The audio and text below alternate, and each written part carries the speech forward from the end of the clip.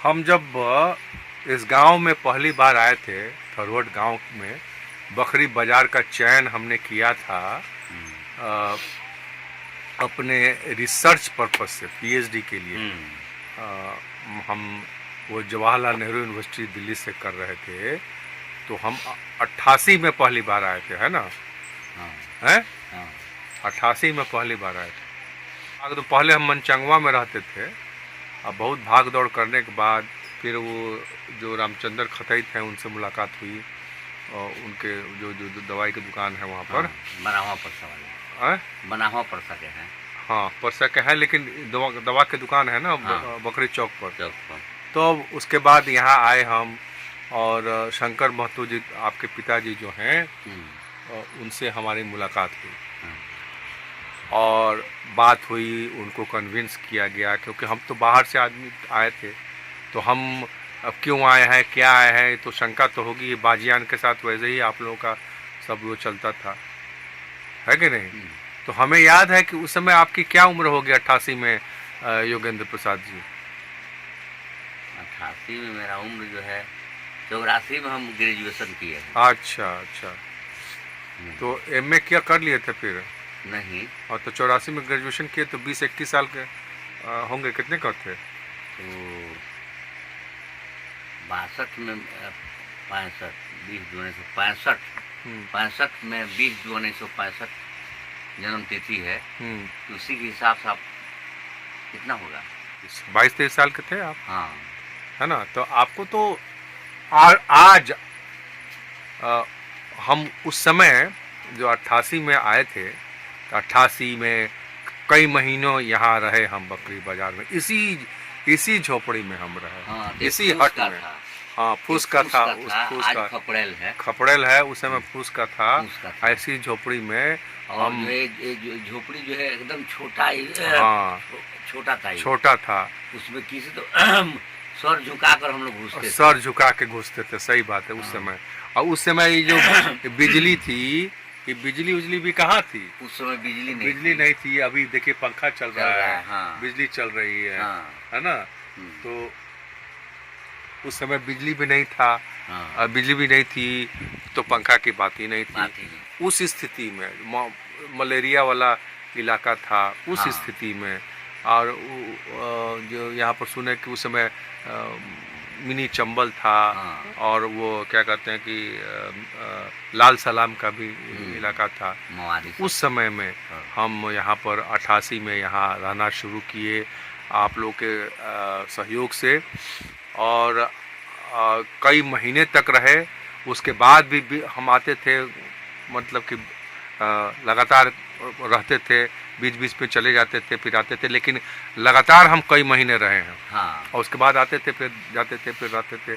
ऐसे करते करते हम बराबर आज भी मैंने आज हमारा पीएचडी जमा हो गया है, डॉक्टरेट की उपाधि हमें मिल गई है। फिर भी हम थारू भाइयों से, आप लोगों से जुड़े हुए हैं। और आज का दिन 21 जून 2022 है। हाँ।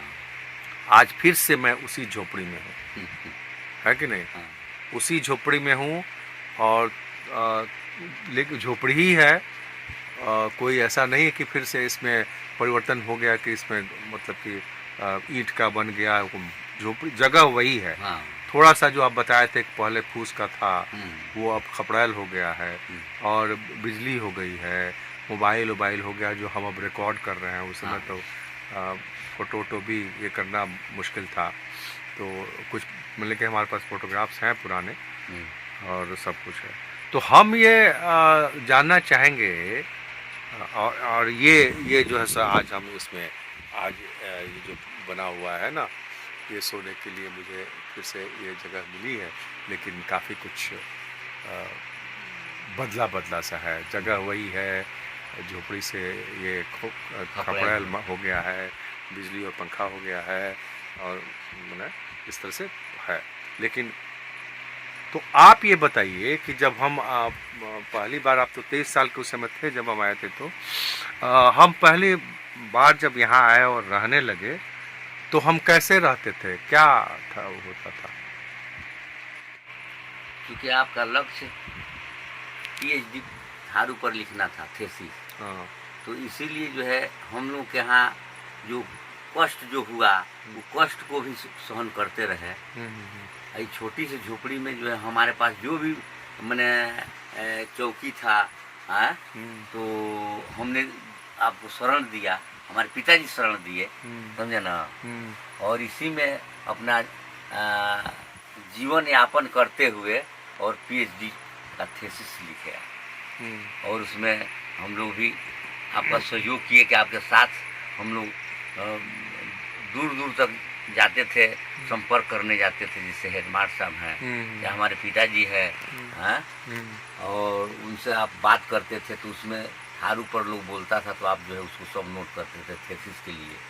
हेडमास्टर साहब जो रामनाथ का जी थे वो भी बोलते थे। तो और भी थे, हमारे एक चाचा थे कमल देव चाचा, जो उन्होंने जो है वो बतलाया कि जो शादी ब्याह जब होता है तो उसमें एक एथी रहते हैं, गजुआ गजुए नहीं, गजुआ गजुए नहीं है, उसमें जो है लगनिया बाबा, लगनिया बाबा, हाँ लगनिया बाबा, लगनिया बाबा, समझे ना, हम मेंशन किए हुए हैं। हाँ, लगनिया बाबा जो है जो शादी ब्याह जो ही लोग लगाते थे, समझे ना।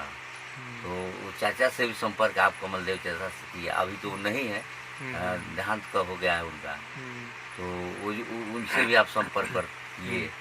और जगह भी जा करके जो पूछते थे आप थारू के बारे में, रिसर्च करते थे, लोग बताता था, सब लिखते जाते थे जो सच्चाई थी।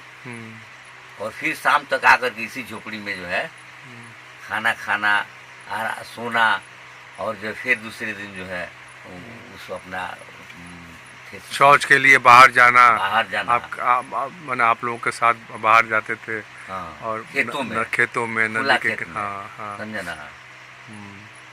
और उस समय सड़कें भी नहीं थी, बिल्कुल सड़कें भी नहीं थी। गांव में हम लोग जाते थे तो भांस था, ठेगुना भर का भांस हेल करके जो हम लोग पार करते थे गांव में। आप हमको भी ले जाते थे, हम भी जाते थे। और वो कोई सवारी भी नहीं मिलती थी, सब टांगा चलता था उस समय। टांगा मिला नहीं तो आपको पैदल ही जाना पड़ता था। तो कई बार आपने देखा होगा कि हम पैदल भी आए। पैदल रामनगर से यहाँ कितनी दूरी है? यहाँ से 20 किलोमीटर। 20 किलोमीटर, बताइए, पैदल आप आते थे। हाँ, और आपका जो ये सिंघा जो नदी है, उस पर एक पुल है, वो वहाँ पर पुल भी नहीं था उस समय। पुल भी नहीं था। उस सिंघा नदी जो चंद्रौल के बाद में दक्षिण सटे है, समझे ना, उसमें पुल भी नहीं था।